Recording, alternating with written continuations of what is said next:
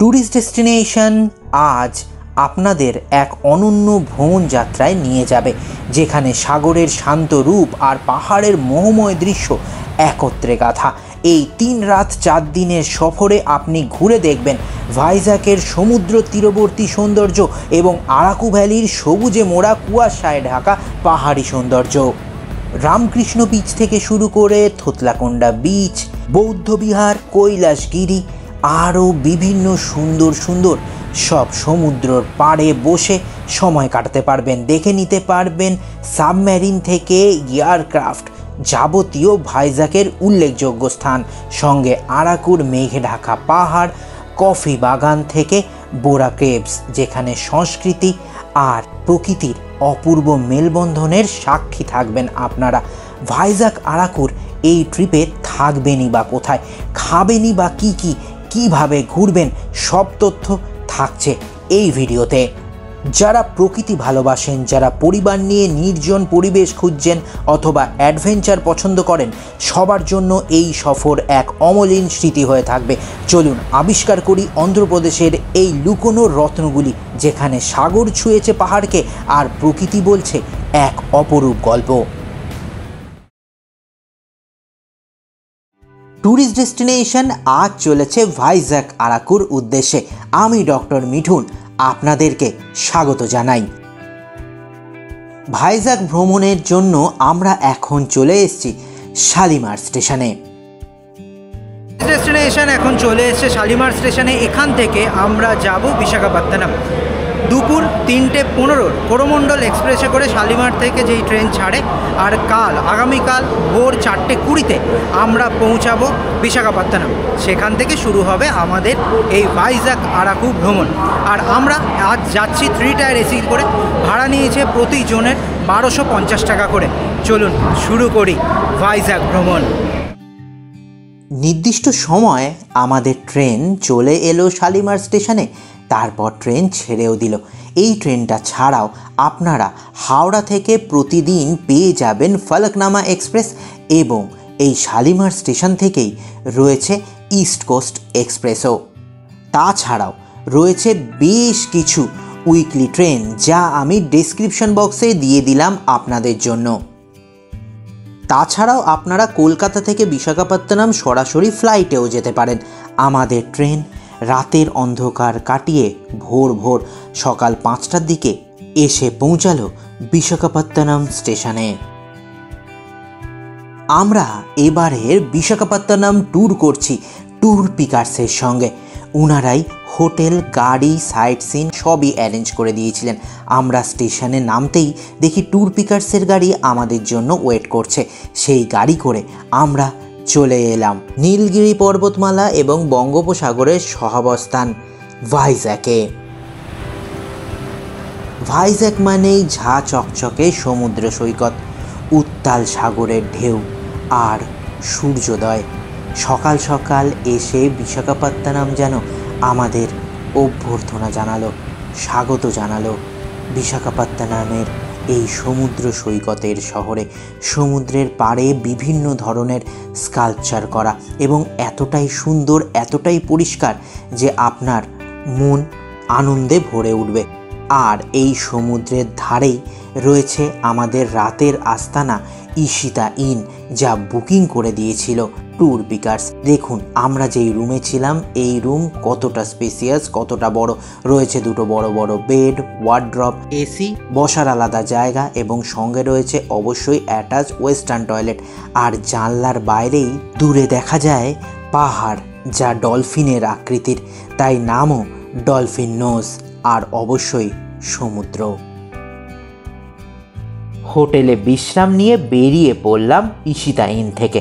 Ishita in থেকে হাঁটা পথে 5 মিনিটের মধ্যে রয়েছে সাই সিদ্ধার্থ হোটেল। সকালবেলা ভাইজ্যাকে নেমে রেস্ট করে এখন লাঞ্চ করতে চলে এসেছি সাই সিদ্ধার্থ রেস্টুরেন্টে। এখানে ভেজ, নন ভেজ সব ধরনের খাবার পাবেন, আর সাউথ ইন্ডিয়ান তো পাবেন। আমরা নিয়েছি কী এইটা হচ্ছে লেমন রাইস, দাম মাত্র 40 টাকা। আর এই হচ্ছে দেখুন ছোট ছোট চিলি চিকেন এখানে পাওয়া যায়। এই একদম ছোটো ছোটো 15 পিস রয়েছে। এই চিলি চিকেনের দাম হচ্ছে মাত্র 140 টাকা। আর এখানে রয়েছে ভেজ ফ্রাইড রাইস, এর দাম হচ্ছে মাত্র 80 টাকা। আর যেহেতু আমরা একদম সাউথ ইন্ডিয়ায় এসেছি, এটা হচ্ছে রায়তা, এটা কমপ্লিমেন্টারি। তো এই সব খেয়ে বিশ্রাম নিয়ে বিকেলবেলা যাব রামকৃষ্ণ বিচ ঘুরতে। আমাদের হোটেল থেকে সমুদ্রের পাড় ধরে হেঁটে চলে এলাম রামকৃষ্ণ বিচে বা আর.কে বিচে। আপনারা ইচ্ছে করলে একটি অটো করেও চলে আসতে পারেন। রামকৃষ্ণ বিচ মানেই ভাইজ্যাগের সব থেকে জনপ্রিয় সমুদ্র সৈকত। সামনে নীল জলরাশি, উত্তাল বঙ্গোপসাগর। 11 শতকের কথা, অন্ধ্রের রাজা বারাণসীর পথে মন্দির গড়ে পূজা করেন দেব সেনাপতি বিশাখাস্বামী অর্থাৎ কার্তিকেয়ের। আর বিশাখা থেকে নাম হয় এই জায়গার বিশাখাপত্তনম। তবে সেই মন্দির সমুদ্রে গর্ভে বিলীন এখন। পরে কলিঙ্গ রাজ থেকে বাহুমানি সুলতান ঘুরে 1768-তে ইস্ট ইন্ডিয়া কোম্পানির দখলে যায় বিশাখাপত্তনম।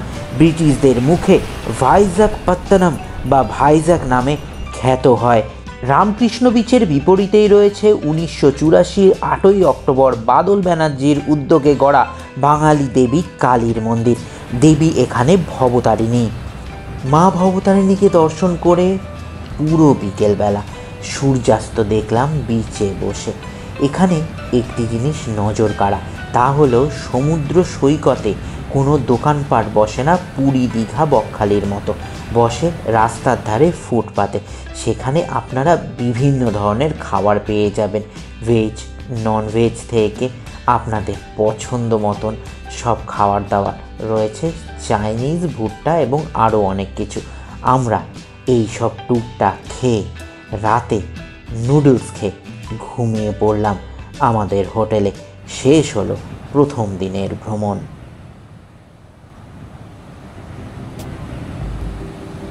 আজ ভাইজাগ ভ্রমণের দ্বিতীয় দিন।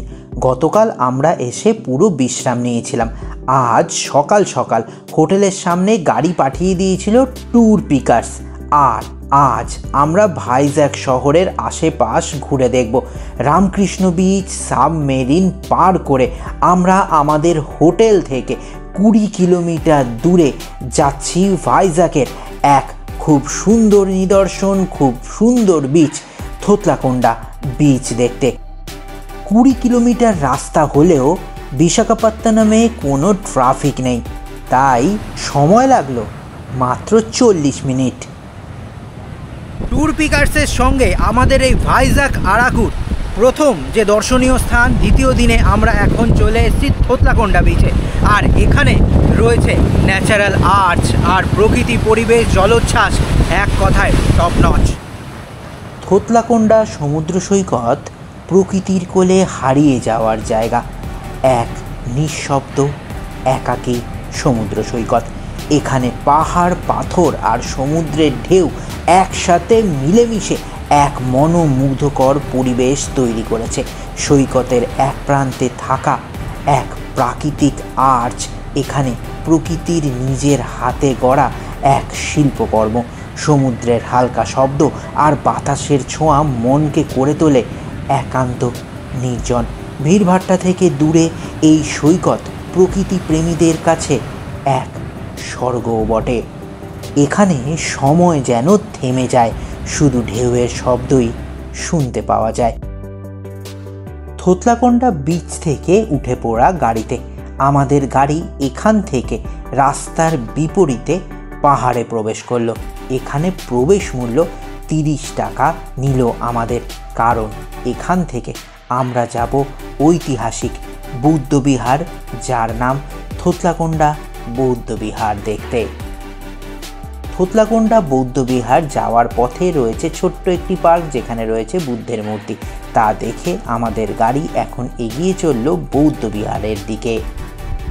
থোতলাকোন্ডা ন্যাচারাল আর্টস দেখে আমরা এখন চলে এসেছি থোতলাকোন্ডা বুদ্ধিস্ট মনাস্ট্রিতে। এটি একটি ঐতিহাসিক মনাস্ট্রি অন্ধ্রপ্রদেশে। এই মনাস্ট্রি তৈরি করা হয়েছিল 3rd সেঞ্চুরি বিসি থেকে 3rd সেঞ্চুরি এডির মধ্যে। আর এখানে অনেকগুলি স্তূপা রয়েছে, রান্নাঘর রয়েছে, পুরনো দিনের হাঁটার পথ রয়েছে। তাই এই স্থান বেশ উল্লেখযোগ্য স্থান হবে কিন্তু আপনাদের ভাইজ্যাগ ভ্রমণে। থোতলাকোন্ডা বৌদ্ধ বিহার একটি প্রাচীন বৌদ্ধ তীর্থক্ষেত্র। এখানে খননকালে বিভিন্ন পোড়ামাটির বাসন ও প্রাচীন মুদ্রা পাওয়া গেছিল।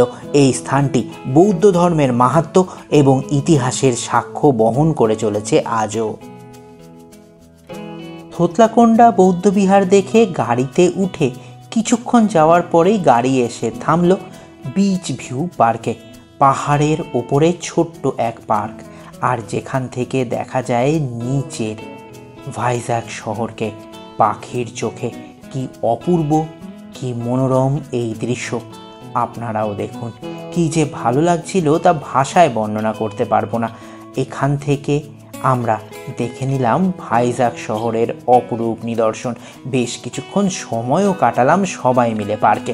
তারপর আবারও উঠে পড়া গাড়িতে। গাড়ি এখন ছুটে চলেছে আমাদের পরের গন্তব্য রামায়নাড়ু ফিল্ম স্টুডিও দেখতে। এই স্টুডিওতে প্রবেশ মূল্য অ্যাডাল্টদের 60 টাকা আর বাচ্চাদের 30 টাকা। সময় লাগলো মাত্র 14 মিনিট আমাদের পৌঁছাতে। আমরা এখন চলে এসেছি রামায়নাড়ু ফিল্ম স্টুডিওতে। এই স্টুডিও 2007 সালে ওপেন করা হয় সবার জন্য। এখানে পুরো আর্টিফিশিয়াল থানা, হসপিটাল, বাড়ি, মন্দির যা যা হয়, মানে আপনার যদি টাকা থাকে টাকা নিয়ে চলে আসুন, পুরো ফিল্ম শুটিং করে এডিটিং করে বাড়ি নিয়ে যান। বিশাখাপত্তনমের সবুজ পাহাড় আর নীল সমুদ্রের মাঝখানে অবস্থিত রামানাইডু ফিল্ম স্টুডিও যেন বাস্তব সিনেমা জগতের এক অপূর্ব মিশেল। 2008 সালে এই স্টুডিওটি প্রতিষ্ঠা করেন দক্ষিণ ভারতের কিংবদন্তি প্রযোজক ডি রামানাইডু, যিনি 13টি ভাষায় 150টিরও বেশি সিনেমা প্রযোজনা করে গিনিস রেকর্ড করেন। এই স্টুডিও চত্বরে রয়েছে বিভিন্ন সিনেমা সেট, যেমন মন্দির, পুলিশ স্টেশন, জেলখানা, গ্রাম্য বাড়ি, বাজার ও হসপিটাল, যেগুলি সিনেমার দৃশ্যে বিভিন্নভাবে ব্যবহার করা হয়। Baahubali, the beginning, Iga, F2, fun and frustration, Drishyam সিনেমার বিভিন্ন দৃশ্য এখানে শুটিং করা হয়েছিল। স্টুডিও প্রাঙ্গণে রয়েছে একটি সিনেমা যন্ত্রাগার, যেখানে পুরনো ক্যামেরা, রোল, ক্ল্যাপবোর্ড, পোস্টার এবং বিখ্যাত সিনেমা নির্মাতাদের জন্য সংরক্ষিত করা হয়েছে। ফটো গ্যালারিতে দেখা যায় তেলেগু চলচ্চিত্র জগতের বহু তারকার ছবি, যারা এখানে শুটিং করেছেন। সিনেমার পেছনের জগৎকে কাছ থেকে দেখার বিরল সুযোগ এনে দেয় Ramanaidu film studio. Ramanaidu film studio দেখে আবারও গাড়িতে উঠে পড়া। আমাদের গাড়ি এখন পাহাড় থেকে নেমে আবার সমুদ্রের পাড়ে রাস্তায় ধরে এগিয়ে চলল সামনের দিকে। পথে দেখি বিক্রি হচ্ছে তালশাঁস। রামায়নাড়ু ফিল্ম সিটি দেখে আবার চলে এসেছি মেন রোডে, সেই থোতলাকোন্ডা বিচের সামনে যে রাস্তাটা। বীজ ভর্তি কিন্তু অসংখ্য তাল গাছের, আর রাস্তার ধারে দেখি বিক্রি হচ্ছে তালশাঁস। 3 পিসের দাম 20 টাকা। ইংলিশে আইস অ্যাপেল, সত্যিই আইসি। তালশাঁস খেয়ে মনটা একেবারে তরতাজা হয়ে গেল।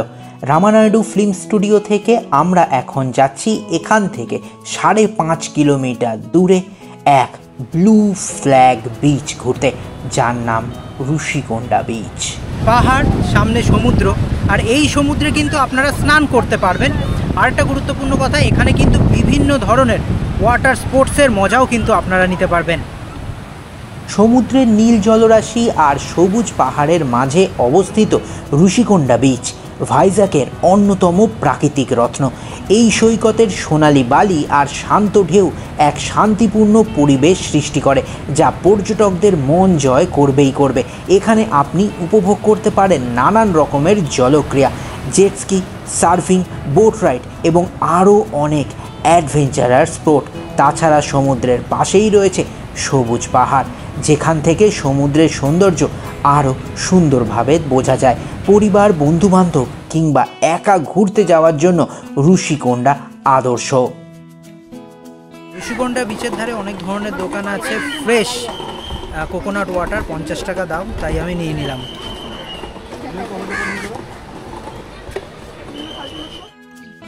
ভাইজ্যাগ ভ্রমণের অন্যতম দ্রষ্টব্য স্থান ঋষিকোন্ডা বিচ থেকে আবারও উঠে পড়লাম গাড়িতে। ঋষিকোন্ডা বিচ থেকে গাড়ি করে 1.5 কিলোমিটার দূরে আমরা এখন যাচ্ছি শ্রী ভেঙ্কটেশ্বর স্বামী দেবালয় বা তিরুপতি বালাজি মন্দির দেখতে। 1966 সালে প্রতিষ্ঠিত একটি পাহাড়ের ওপর নির্মিত এই সুন্দর মন্দির। ভগবান ভেঙ্কটেশ্বরকে উৎসর্গকৃত এই মন্দিরে এক শান্তিপূর্ণ পরিবেশ ও ঐতিহ্যবাহী দক্ষিণ ভারতীয় স্থাপত্য দেখা যায়। মন্দির দেখে নিচে ভোগ পাওয়া যাচ্ছিল। এই হচ্ছে ভোগ, ভাত, ডাল, দই।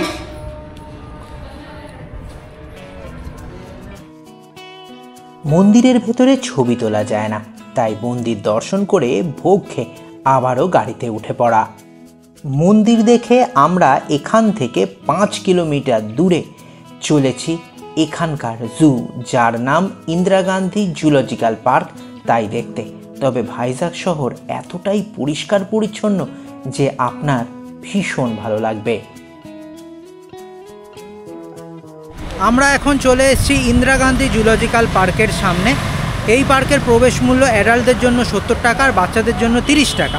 আমরা যেহেতু কলকাতার বাসিন্দা, তাই এই পার্কে ঢোকার প্রয়োজনীয়তা মনে করছি না। আরও অনেকগুলো স্পট আছে, সেই দিকে এগিয়ে যাই। ভাইজাগ জু থেকে গাড়িতে উঠে পড়লাম। বিশাখাপত্তনম মানেই একদিকে পর্বতমালা, অন্যদিকে বালিয়াড়ি আর সমুদ্র সৈকত, তাই আমরা সত্যি ভাইজাগকে ভীষণ ভালোবাসি। আই লাভ ভাইজাগের সামনে দাঁড়িয়ে নিচের সমুদ্র এবং সমুদ্রের নীল জলরাশি দেখতে কিন্তু ভীষণ ভালো লাগবে। তাই এই স্পটে ছবি তুলে আমরা আবারও উঠতে শুরু করলাম পাহাড়ের ওপর। আমরা এখন চলেছি 6 কিলোমিটার দূরে কৈলাসগিরি দেখতে। এখানে রয়েছে একটি পার্ক। এই পার্কে পার্কিংয়ের জন্য আমাদের দিতে হয়েছিল 70 টাকা। কৈলাসগিরি বিশাখাপত্তনমের গর্ব এবং মুকুটমণি। প্রবেশেই চোখে পড়বে বিশাল শিব ও পার্বতীর মূর্তি, যা শান্তির প্রতীক। এখানে বাচ্চাদের জন্য রয়েছে টয় ট্রেন পার্ক, আর কৈলাসগিরির সবচেয়ে আকর্ষণীয় রাইড হলো রোপওয়ে কেবল কার। পাহাড়ের চূড়া থেকে সমুদ্র ও শহর একসাথে দেখা যায় এই রোমাঞ্চকর যাত্রা। রাউন্ড ট্রিপের টিকিট মূল্য প্রাপ্তবয়স্কদের জন্য 150 টাকা এবং শিশুদের জন্য 80 টাকা। 375 মিটার দৈর্ঘ্যের এই রোপওয়ে সফর একবার উঠলে মনে থাকবে সারাদিন। হাওয়া, ছবি, ভিউ সব কিছু এক ফ্রেমে পাওয়া যায় এখানে। এই অভিজ্ঞতা এবং পাহাড়ের ওপর থেকে বিশাখাপত্তনম শহর আপনার মনে থাকবে দীর্ঘদিন। কৈলাসগিরি থেকে বেরিয়ে আবারও গাড়িতে উঠে পড়া। এখান থেকে 6 কিলোমিটার দূরে আমরা এখন যাচ্ছি ট্রিনিটি পার্ক দেখতে। সময় লাগলো মাত্র 10 মিনিট। ট্রিনিটি পার্কে কোনো প্রবেশ মূল্য নেই। এই পার্ক সকাল থেকে সন্ধে অবধি খোলা থাকে। পার্কের মধ্যে রয়েছে প্রচুর গাছপালা, আর পার্ক দিয়ে হেঁটে পার্কের সামনে চলে আসলে আপনি দেখতে পাবেন উন্মুক্ত বঙ্গোপসাগর এবং সামনে পাথুরে সমুদ্র সৈকত, যার ওপরে শৈবাল জমে আছে। এই স্থান বড়ই মনোরম। আমরা এখন চলে এসেছি ট্রিনিটি পার্কে। ট্রিনিটি পার্কের কোনো প্রবেশ মূল্য নেই। ট্রিনিটি পার্ক থেকে নিচে নেমে আসলে সমুদ্রের পাড়ে একটি পুরনো দিনের জাহাজ দাঁড়িয়ে রয়েছে।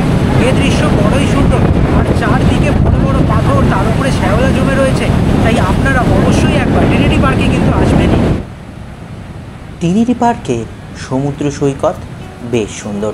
বিশাল পাথরগুলোর গায়ে ঢেউ এসে ধাক্কা দেয়, আর সাদা ফেনা ছড়িয়ে পড়ে চারদিকে। জলের নিচে সবুজ শৈবাল ও জলজ উদ্ভিদ দোলানো দেখার দৃশ্যও কিন্তু এখানকার নজর কাড়া। এই সব দেখতেই সময়টা কেটে যাবে অনেকক্ষণ।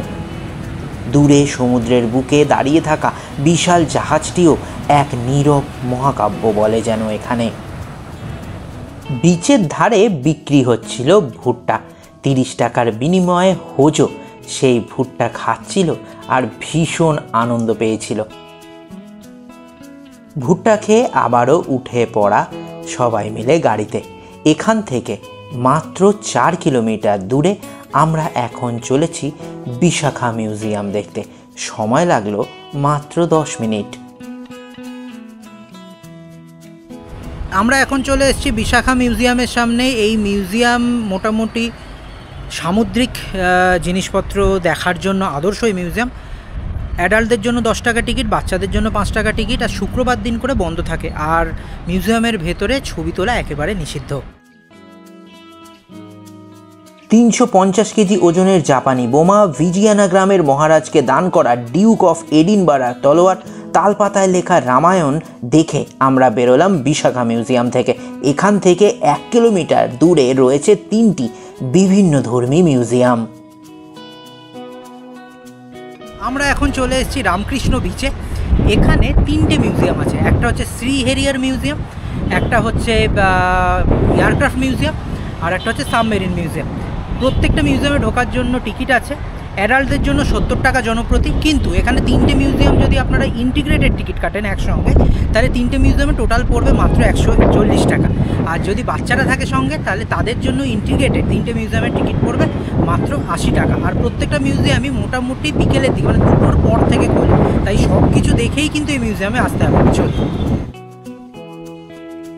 সামুদ্রিক বীরত্ব ও ভারতীয় নৌবাহিনীর গৌরবময় ইতিহাসকে সামনে রেখে গড়ে তোলা হয়েছে সি হেরিয়ার মিউজিয়াম বিশাখাপত্তনমে। এখানে আপনি দেখতে পাবেন একটি আসল সি হেরিয়ার যুদ্ধবিমান, যা কার্গিল যুদ্ধ ও অন্যান্য নৌ অভিযানগুলিতে অংশ নিয়েছিল। বিমানের চারপাশে রয়েছে তথ্যচিত্র, ফটো গ্যালারি এবং যোদ্ধাদের সাহসিকতার কাহিনী। সমুদ্র তটের পাশে দাঁড়িয়ে থাকা এই মিউজিয়াম ইতিহাস ও প্রযুক্তির এক অসাধারণ মেলবন্ধন। সি হেরিয়ার মিউজিয়াম দেখে আরেকটু সামনের দিকে এগোতে হবে। এখানে রয়েছে TU-142 এয়ারক্রাফট মিউজিয়াম। বিশাখাপত্তনম সমুদ্র তটে অবস্থিত TU-142 এয়ারক্রাফট মিউজিয়াম ভারতীয় নৌবাহিনীর এক গর্বিত ইতিহাসের সাক্ষ্য বহন করে চলেছে। এই রাশিয়ান তৈরি TU-142 বিমানটি দীর্ঘ 29 বছর ধরে দেশের নিরাপত্তায় নজরদারি, সামুদ্রিক টহল এবং অ্যান্টি সাবমেরিন অভিযানে ব্যবহৃত হয়েছে। বিমানের দৈর্ঘ্য প্রায় 53 মিটার এবং ডানার বিস্তার 50 মিটারেরও বেশি। এটি আকাশযাত্রার দানব বললেও ভুল হবে না। মিউজিয়ামের ভেতরে প্রবেশ করলে আপনি দেখতে পাবেন বিমানের ককপিট, বিভিন্ন যুদ্ধ সরঞ্জাম, রাডার ও নেভিগেশন সিস্টেমের সরাসরি প্রদর্শনী। এর সঙ্গে রয়েছে অডিও ভিজুয়াল সেশন, যা বিমানটির অভিযান ও বীরত্বপূর্ণ ইতিহাস জীবন্ত করে তোলে। TU-142 মিউজিয়াম অতীব সুন্দর। ভাইজাগ আসলে এই মিউজিয়াম অবশ্যই দর্শন করবেন। আমরা এই মিউজিয়াম দর্শন করে ঠিক এর বিপরীতে এবার রয়েছে সাবমেরিন মিউজিয়াম, সেই দিকে এগোবো। রামকৃষ্ণ সমুদ্র তটে অবস্থিত রাশিয়াজাত ডুবোজাহাজ সাবমেরিন মিউজিয়াম, যা ভারতের প্রথম সাবমেরিন মিউজিয়ামও বটে। এটি একটি আসল সাবমেরিন INS কুরুসুর, যা ভারতীয় নৌবাহিনীতে 31 বছর ধরে দায়িত্ব পালন করেছে। এই সাবমেরিনের ভেতরে প্রবেশ করলে চোখে পড়বে নাবিকদের থাকার ঘর, অস্ত্র ভাণ্ডার, কন্ট্রোল রুম ও অন্যান্য গুরুত্বপূর্ণ বিভাগ। দর্শকরা সাবমেরিনের ভেতরের জীবনযাত্রা ও প্রযুক্তির বাস্তব রূপ দেখতে পাবেন খুব কাছ থেকে। বাচ্চা থেকে বড় সকলের কাছেই এই মিউজিয়াম জ্ঞান ও কৌতূহলের এক দুর্দান্ত অভিজ্ঞতা। এখানে ইতিহাস, প্রযুক্তি ও দেশপ্রেম একত্রে অনুভব করা যায়। 3টি মিউজিয়াম দেখে আবারও উঠে পড়া গাড়িতে। এখানে রয়েছে মৎস্য দর্শনী।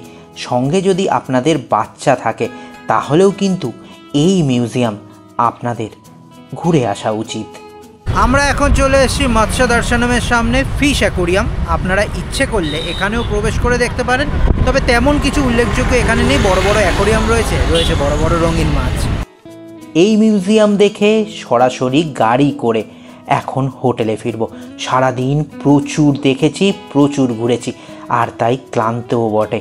তাই ডিনার করে ঘুমিয়ে পড়লাম ইশিতা ইনে। শেষ হলো দ্বিতীয় দিনের ভ্রমণ। তৃতীয় দিনের শুভারম্ভ। সকাল সকাল ট্যুর পিকার্সের গাড়ি চলে এসেছিল হোটেলের সামনে।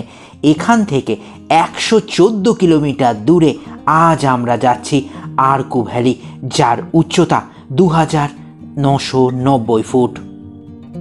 বিশাখাপত্তনম কিরণডোল শাখা রেলে করেও আপনারা যেতে পারেন আরকু। খুব ভালো লাগবে সেই রেল যাত্রা, তবে সময় লাগে একটু বেশি। আরকুর পথে করে নিলাম সাউথ ইন্ডিয়ান ব্রেকফাস্ট। আমরা গাড়ি করেই ট্যুর পিকার্সের সঙ্গে চলেছি আরকু, উড়িয়া ভাষায় যার অর্থ লাল মাটি। সিলভার ওক, পাইন ও ইউক্যালিপটাসের ছাওয়ায় পরম স্নিগ্ধতায় ভরা স্বপ্নময় আরকুর প্রকৃতি। এখন চলে এসেছি কাশীপাটনুমতে।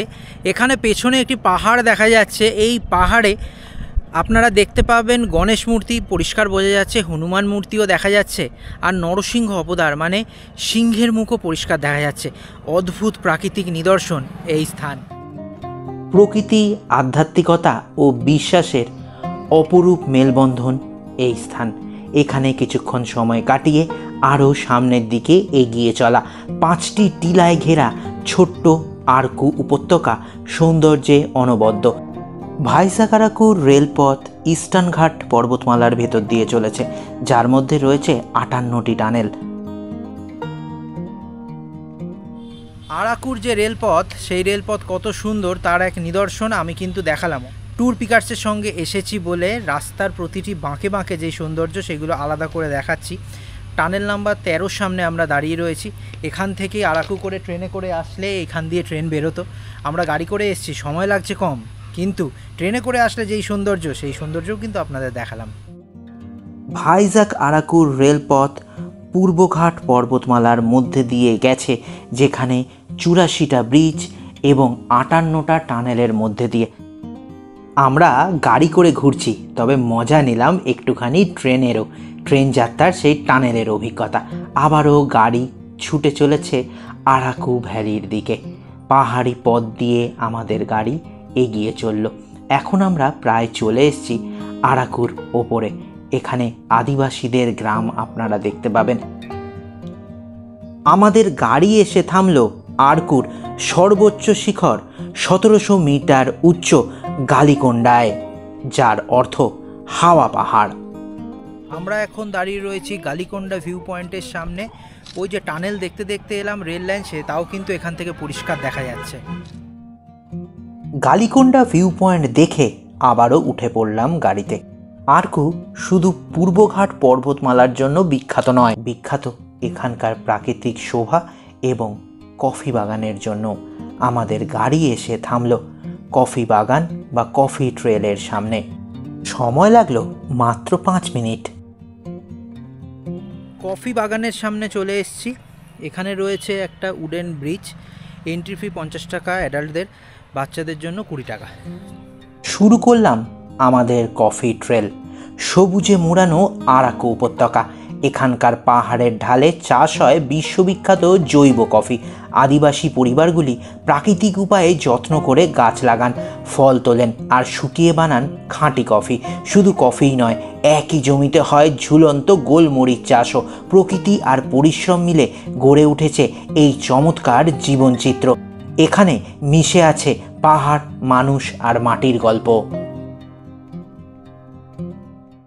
দেখুন যে গাছগুলো দেখে আসলাম, এই হচ্ছে গোলমরিচ আর এই হচ্ছে দেখুন কফি বিনস। কফি বাগানের পাশে রয়েছে প্রচুর ছোট ছোট দোকান, যেখানে অনেক ধরনের জিনিস পাওয়া যায়। এইটা ধরুন কফি পাউডার, খুব সুন্দর কড়া গন্ধ, খাচ্ছি।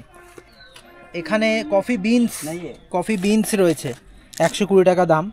তাছাড়া এখানে ব্ল্যাক পেপার পাবেন, খুব সুন্দর স্মেল। তাছাড়াও দেখুন এখানে আরও বিভিন্ন ধরনের মশলা আছে, এই তেজপাতা, ধনে, পোস্ত, খুসখুস যেটা ভালো পাওয়া যায়, মৌরি। তাছাড়া আরও বিভিন্ন ধরনের যে মশলা পাওয়া যায়, লবঙ্গ থেকে শুরু করে বিভিন্ন ধরনের সব কিছু। আমরা কফি বিনস কিনে উঠে পড়লাম আবারও গাড়িতে। এখান থেকে 21 কিলোমিটার দূরে আমরা যাচ্ছি আরাকুর এক প্রধান দ্রষ্টব্য স্থান ট্রাইবাল মিউজিয়াম দেখতে। সময় লাগলো 40 মিনিট। আমাদের গাড়ি চলে এসছে আরাকুর আদিবাসীদের মিউজিয়ামে। ট্রাইবাল মিউজিয়ামে এখন চলে এসছি। এখানে আদিবাসীদের জীবনযাপন এগুলো প্রত্যক্ষ করব। জায়গাটা খুব সুন্দর, বোটিং করতে পারবেন, বিভিন্ন ধরনের স্পোর্টস আছে। সেই সব করতে পারবেন। আলাদা আলাদা টিকিট কাটা যায়, একসঙ্গে ইন্টিগ্রেটেডও টিকিট নেওয়া যায়। একসঙ্গে যত ধরনের রাইড আছে সব যদি করতে চান 800 টাকা পড়বে। আর এখানে এন্ট্রি ফি অ্যাডাল্টদের 60 টাকা আর বাচ্চাদের 30 টাকা। আরাকু উপত্যকার গর্ব ট্রাইবাল মিউজিয়াম। এই জাদুঘরে সংরক্ষিত আছে আদিবাসী জীবনযাপনের নিদর্শন, তাদের পোশাক, অস্ত্র, গৃহ নির্মাণ শৈলী ও সাংস্কৃতিক ঐতিহ্য।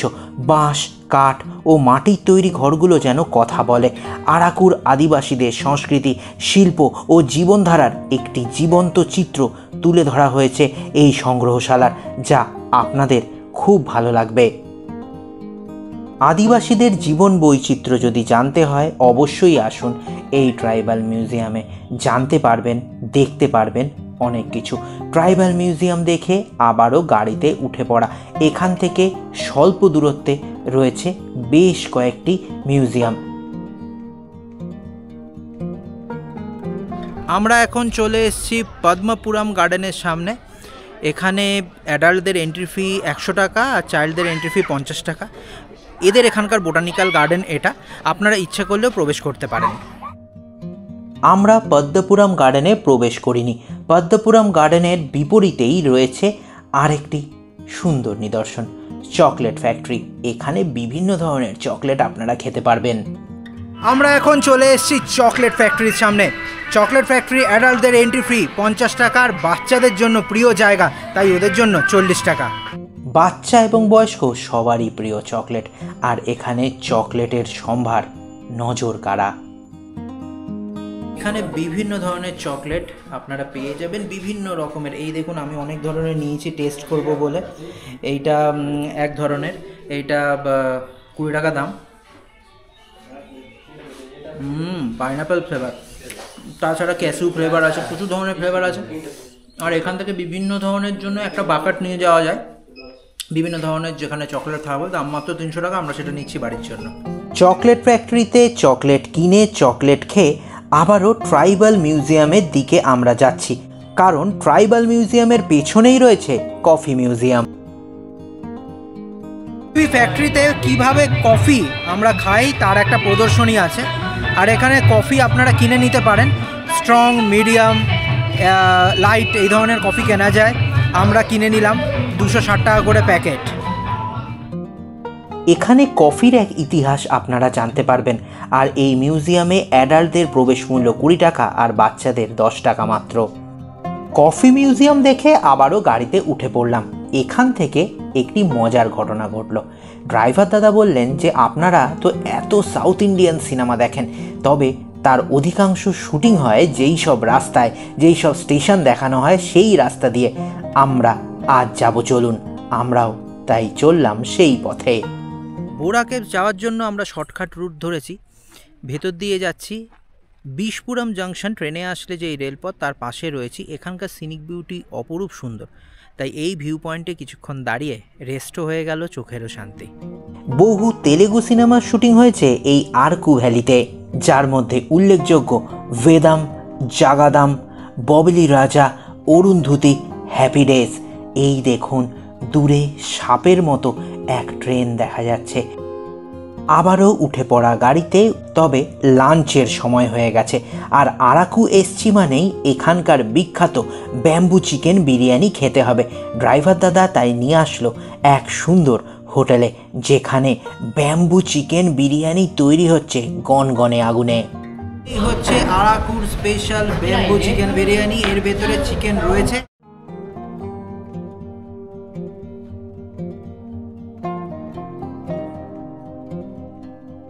আমরা এখন চলে এসেছি তুলাসী হোটেলে। এখানে খাচ্ছি ব্যাম্বু চিকেন। একটা ব্যাম্বু চিকেন দাম নেয় 550 টাকা, তবে একটা প্লেটে মোটামুটি 3 জন তো আরামসে হয়, 4 জন ভাগ করে খেতে পারবেন। আর তাছাড়া ভেজ চিকেন থালি রয়েছে। আমার মা যেমন ভেজ থালি খেয়েছে, দাম 130 টাকা। এবার আমি এটা খেয়ে টেস্ট করে বলছি ব্যাম্বু চিকেন বিরিয়ানি কেমন।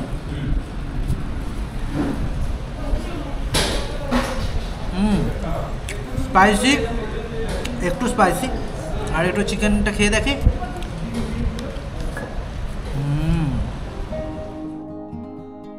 লোভনীয় ব্যাম্বু চিকেন বিরিয়ানি খেয়ে আবারও গাড়িতে উঠে পড়লাম। আমাদের হোটেল থেকে মাত্র 5 মিনিটের মধ্যেই চলে এলাম আরাকু ভ্যালির সব থেকে প্রধান দ্রষ্টব্য স্থান বোরা কেভস দেখতে। বোরা কেভসের এন্ট্রি ফি অ্যাডাল্টদের জন্য 80 টাকা, চাইল্ডদের জন্য 60 টাকা আর ভিডিও ক্যামেরার জন্য 100 টাকা।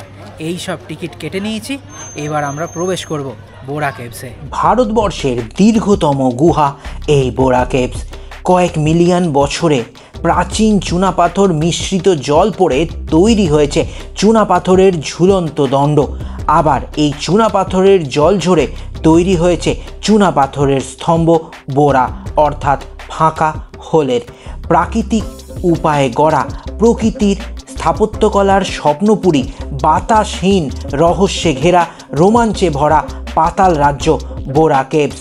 তবে নবরূপে আবিষ্কার 1807-এ ব্রিটিশ জিওলজিস্ট উইলিয়াম কিংসের হাতে, আর পর্যটক আগমন ঘটে 1970 সাল থেকে। 722 মিটার উঁচুতে, 300 মিটার প্রশস্ত, 40 মিটার গভীর গুহার সিঁড়ি নেমেছে 118টি ধাপে। শিবলিঙ্গ, কামধেনু ছাড়াও হিন্দু পুরাণের দেবদেবীরা মূর্ত হয়েছেন। লোকশ্রুতি রাম, লক্ষ্মণ, সীতাদেবীও বনবাসকালে অবস্থান করেন এই গুহায়। তাদেরও অর্চিত শিব রয়েছেন এখানে। গুহা থেকে বেরিয়েই দেখে নিন গোস্থানী নদী, আর এই সব দেখে মন ভালো করে আবারও গাড়িতে উঠে পড়া। এখন এখান থেকে আমরা ফিরতি পথে যাচ্ছি বিশাখাপত্তনম। গাড়ি এসে থামলো খুব সুন্দর এক ভিউ পয়েন্টের সামনে। আমরা এখন চলে এসেছি দামোকু ভিউ পয়েন্টের কাছে। সকালবেলায় রাস্তা দিয়ে গেছিলাম, আজকে সব স্পট দেখে দামোকু ভিউ পয়েন্ট আমাদের লাস্ট স্পট। এখানে একটুখানি সময় কাটিয়ে এবার আমরা যাব আবার ভাইজ্যাক। ট্যুর পিকার্সের সঙ্গে আমাদের এই ভাইজ্যাক আরাকু ভ্রমণ এক কথায় অসাধারণ। খুব ভালো লাগছে ঘুরতে। আরাকুর সব উল্লেখযোগ্য দ্রষ্টব্য স্থান ঘুরে এখন আমরা ফিরব বিশাখাপত্তনম। সকালবেলা একটা কথা আপনাদের বলা হয়নি, আমরা যেই হোটেলে ছিলাম সেই হোটেল থেকে চেক আউট করে নিয়েছিলাম। কেন চেক আউট করেছিলাম বলছি, তার আগে রাতের ডিনারে মোমো আর ধোসা কিনে নিলাম। চেক আউট করেছিলাম কারণ আমাদের আগের হোটেল আমরা চেকিং করেছিলাম ভোরবেলা, সেই হিসেবে আগামীকাল ভোরবেলা আমাদের চেক আউট করতে হতো, কিন্তু আগামীকাল আমাদের ট্রেন রাতে, তাই এই হোটেল এখন সন্ধেবেলায় চেকিং করলাম, কালকে করব চেক আউট। এই হোটেল শ্রীমোহন প্যালেসও যথেষ্ট স্পেসিয়াস, সঙ্গে রয়েছে অ্যাটাচ ওয়েস্টার্ন টয়লেট এবং এসিও। আমরা ডিনার করে ঘুমিয়ে পড়লাম। শেষ হলো তৃতীয় দিনের ভ্রমণ।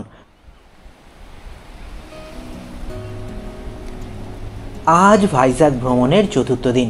সকাল সকাল হোটেল থেকে বেরিয়ে ট্যুর পিকার্সের গাড়ি করে এখান থেকে 16 কিলোমিটার দূরে 244 মিটার উচ্চ কৈলাস পাহাড়ে 13 শতকের নৃসিংহদেবের মন্দিরের জন্য আমরা যাচ্ছি সীমাচলম। ভগবান বিষ্ণুর চতুর্থ অবতার, মানব ও বরাহের সমন্বয়ে মানবরূপী এই নৃসিংহদেব। সোনার মুখমণ্ডল ছাড়াও চন্দনে আবৃত থাকেন দেবতা এখানে। বৈশাখে অক্ষয় তৃতীয়ায় চন্দনযাত্রায় দেবতার প্রকৃত রূপ দেখা যায়। জনশ্রুতি এই রূপদর্শনে মোক্ষ লাভ ঘটে। বিশাখাপত্তনমের সব থেকে জাগ্রত যে মন্দির তা হচ্ছে সীমাচলম মন্দির। এই মন্দির খুবই জাগ্রত, সারা বছর দর্শনার্থীদের ভিড় এখানে লেগেই থাকে। আর যেটা মেন কথা, এই মন্দিরে আপনাকে দর্শন করতে হলে জেনারেল লাইন আছে। 100 টাকার টিকিট দিয়ে দর্শন করতে পারেন, আর 300 টাকার টিকিট দিয়ে দর্শন করতে পারেন। 300 টাকার টিকিট দিয়ে দর্শন করলেই আপনারা গর্ভগৃহে পৌঁছাবেন। আর একটা কথা, এখানে মোবাইল ফোন নিয়ে আপনারা কোনো ধরনের ক্যামেরা নিয়ে মন্দিরের ভেতরে প্রবেশ করতে পারবেন না। মন্দিরের বাইরেই সব কিছু রেখে আপনাকে মন্দিরে প্রবেশ করতে হবে। চতুষ্কোণ এই মন্দিরে চোল স্থাপত্য অতুলনীয়, শিখর কারুকার্যময়। মন্দির গাত্রে বিষ্ণু পুরাণের নানান আখ্যান উৎকীর্ণ হয়েছে। 1512 খ্রিস্টাব্দে শ্রী চৈতন্যদেবও এসেছিলেন এই মন্দিরে, পদচিহ্ন রয়েছে প্রবেশদ্বারে। 1526-এ বিজয়নগর রাজ কৃষ্ণচন্দ্র রায়ও আসেন মন্দির তীর্থে, দানও করেন বিপুল ভূসম্পত্তি মন্দিরকে। সীমাচলম মন্দির দেখে মন প্রশান্তিতে ভরে গেল। আবারও উঠে পড়লাম গাড়িতে। এখান থেকে প্রায় 1 ঘন্টা গাড়ি যাওয়ার পর আমরা চলে এলাম বিশাখাপত্তনমের আরেক উল্লেখযোগ্য দ্রষ্টব্য স্থান দেখতে, যার নাম শ্রী সাগর কনক দুর্গা টেম্পল। এই মন্দিরে বেশ কয়েকটি সিঁড়ি ভেঙে আপনাদের ওপরে উঠতে হবে, তবে মন্দিরের পরিবেশ কিন্তু ভীষণই সুন্দর। ছোট্ট টিলার ওপর গাছগাছালি দিয়ে ঘেরা এই কনক দুর্গা মন্দির। মন্দিরের ভেতরে অবস্থান করছেন মা কনক দুর্গা। এই দুর্গা মন্দিরে প্রসাদ পাওয়া যাচ্ছিল, অন্নপ্রসাদ। সেই প্রসাদ এখন গ্রহণ করব। মন্দির দেখে নিচে পার্কিংয়ের কাছে আসলেই দেখতে পাবেন বিশাখাপত্তনম পোর্ট, আর এই স্থানের নাম পোর্ট ভিউ পয়েন্ট। এখান থেকে বিশাখাপত্তনম বন্দর পাখির চোখে দেখা যায়। পোর্ট দেখে আবারও উঠে পড়লাম গাড়িতে।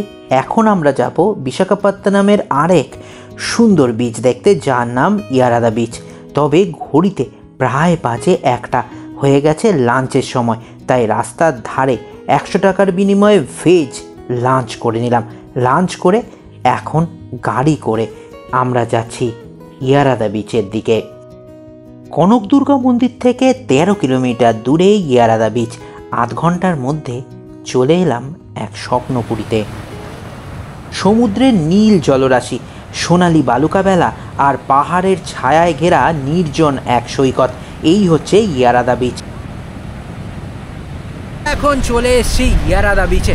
পাহাড় টপকে এই বিচ, আপনারা কিন্তু ইয়ারাদা বিচে আসবেনই আসবেন। অপূর্ব সুন্দর এখানকার প্রাকৃতিক পরিবেশ, মেতে উঠতে পারবেন সমুদ্রের সঙ্গেও। প্রাকৃতিক সৌন্দর্যের এক অনন্য নিদর্শন এই স্থান। এখানে পর্যটকদের ভিড় তুলনামূলকভাবে কম, তাই নির্জনতায় প্রকৃতিকে উপভোগ করার দারুণ সুযোগ মেলে এখানে। এই সমুদ্র সৈকতে আপনারা স্নানও করতে পারেন। সামনে বিস্তৃত বঙ্গোপসাগর, পেছনে সবুজ পাহাড় আর মাঝখানে এক শান্ত নির্মল পরিবেশ। সূর্যাস্তের সময় এই সৈকতের রূপ যেন আরও মোহময় হয়ে ওঠে। ছবি তোলার জন্য, হাঁটাহাঁটি কিংবা পরিবারের সঙ্গে সময় কাটানোর জন্য আদর্শ স্থান ইয়ারাদা বিচ। ইয়ারাদা বিচে অনেকক্ষণ সময় কাটিয়ে আবার গাড়িতে উঠে পড়া। এখান থেকে 4.5 কিলোমিটার দূরে আমরা যাচ্ছি ডলফিন নোজ লাইট হাউস দেখতে। ইয়ারাদা বিচ দেখে আমরা আবার এখন চলে এসেছি লাইট হাউসে। এখানে একটা কথা গুরুত্বপূর্ণ, লাইট হাউস ঢোকার আগে, যেহেতু এটা পুরোটাই ইন্ডিয়ান নেভির আন্ডারে, তো এখানে যেটা প্রথমেই করতে হবে, ঢোকার আগেই আপনাদের সঙ্গে আপনারা অরিজিনাল আধার কার্ড রাখবেন, কারণ আধার কার্ড দেখে ওনারা আধার কার্ডের নাম্বার এবং আপনারা কতজন এসছেন এবং যে গাড়িতে করে এসছেন সেটা কিন্তু প্রথমে ওরা রেজিস্টার করবে, তারপর আপনাকে আসতে দেবে। লাইট হাউসের টাইমিং হচ্ছে দুপুর 3টে খোলে 5টায় বন্ধ। আর লাইট হাউসে প্রবেশ মূল্য অ্যাডাল্টদের 10 টাকা, ভিডিও ক্যামেরা থাকলে 25 টাকা, বাচ্চাদের জন্য 3 টাকা। 3টের পর প্রবেশ করলাম লাইট হাউসে। বেশ কিছুটা পথ হেঁটে চলে এলাম লাইট হাউসের সামনে। আর লাইট হাউসে প্রবেশ করে বেশ কয়েকটি সিঁড়ি পেরিয়ে চলে এলাম একেবারে ওপরে। ওপর থেকে নীল সমুদ্র ও শহরের দৃশ্য সুন্দর দৃশ্যমান। তেমনই 64 কিলোমিটার দূরত্ব পর্যন্ত জলযানকে নিশানা দেয় এই লাইট হাউস। ইরাদাগিরি বা পাহাড়ও ডলফিনের নাকের মতন সাগরে মিলেছে এখানে, নামও তাই ডলফিন নোজ। এই সব দেখে লাইট হাউস থেকে নেমে আবারও উঠে পড়লাম গাড়িতে। ভারতের ব্রাইটন বিশাখাপত্তনম পূর্ব ভারতের ইন্ডিয়ান নেভির সদর দপ্তর, সাবমেরিন বেস বা ডুবোজাহাজের ঘাঁটি, Coromandel Fertiliser, steel mill, Hindustan Petroleum তৈল শোধনাগারও রয়েছে এই বিশাখাপত্তনমের। আমরা এখন চলে এসেছি বিশাখাপত্তনম ফিশিং হারবারে। এটা পুরো পুরনো এলাকা, ডাচ অনুপ্রবেশকারীদের প্রচুর নিদর্শন আজও রয়েছে। আপনারা অবশ্যই ভেতরের দিকে যেতে পারেন, আমরা এখান থেকেই দর্শন করে বেরিয়ে যাচ্ছি সামনে। 1978-এ 4 কোটি টাকা ব্যয় তৈরি এই মৎস্য বন্দর দেখে এখন আমরা যাচ্ছি রামকৃষ্ণ বিচে। আমাদের 4 days 3 nights ভাইজাগ আরাকু ভ্রমণ একেবারে অন্তিম লগ্নে। আমরা পুরো ট্রিপ করছি ট্যুর পিকার্সের হাত ধরে। বিশাখাপত্তনম জাংশন থেকে শুরু করে বিশাখাপত্তনম জাংশনে আবার শেষ হবে এই ট্রিপ। আর এই ট্রিপ করতে হলে সবথেকে ভালো হয় যদি কম খরচায় করতে হয়, আপনারা একটু বড় গ্রুপে আসুন, 7 জন মতন আসুন, তাহলে একটা গাড়িতেই পুরো ট্রিপ হয়ে যাবে। 7 জন আসলে 3টে রুম প্রোভাইড করা হবে। আর পুরো ট্রিপ যদি গাড়ি, হোটেল এই দুটো আর খাওয়া দাওয়া যদি নিজেরা রাখেন, খাওয়া দাওয়াটা নিজেদের ইচ্ছে মতন করতে চান, তাহলে খরচা পড়বে জনপ্রতি মাত্র 5285 টাকা। আর যদি ভাবেন না খাওয়া দাওয়া সমেত, খাওয়া দাওয়া, গাড়ি, হোটেল যাবতীয় ট্যুর পিকার্সের সঙ্গে করবেন, তাহলে যদি ওই 7 জন একসঙ্গে করেন তাহলে ভাড়া পড়বে জনপ্রতি মাত্র 7,085 টাকা করে। তাহলে এত কম খরচায় থাকা, ঘোরা, হোটেল সব কিছু ব্যবস্থা করে দেবে ট্যুর পিকার্স। ট্যুর পিকার্স এর এই যে আমরা যে প্যাকেজটা করছি, এটা বুকিং হবে কি করে? পুরো ভিডিও জুড়ে আমরা ট্যুর পিকার্সের নাম্বার আপনাদের স্ক্রিনে দেখিয়েছি। তাছাড়া এখনও আপনারা স্ক্রিনে দেখতে পাচ্ছেন ট্যুর পিকার্সের নাম্বার। এই ফোন নাম্বারে ফোন করলে সামান্য কিছু টোকেন মানি আর কিছু ফর্মালিটিস আছে, সেটা পূরণ করে নিলেই আপনাদের এই ভাইজাগ আরাকু ট্যুর কমপ্লিট হয়ে যাবে। পাহাড়, সমুদ্র, জঙ্গল একসঙ্গে এই ভাইজাগ আরাকু। আমরা এইবার হোটেলে ফিরব। হোটেলে ফিরে ফ্রেশ হয়ে বেরিয়ে পড়ব কলকাতার উদ্দেশ্যে। রাতের ট্রেন রয়েছে ভাইজাগ থেকে সাঁতরাগাছি। ভাইজাগ আরাকু ভ্রমণের ট্রেনের খরচা, পুরো হোটেল খরচা, খাওয়া খরচা, কোথায় প্রবেশ মূল্য কী কী যাবতীয় আপনাদের জানালাম। ভাইজাগ আরাকু ভ্রমণ নির্দ্বিধায় করুন ট্যুর পিকার্সের সঙ্গে, ট্যুরিস্ট ডেস্টিনেশনের মতো।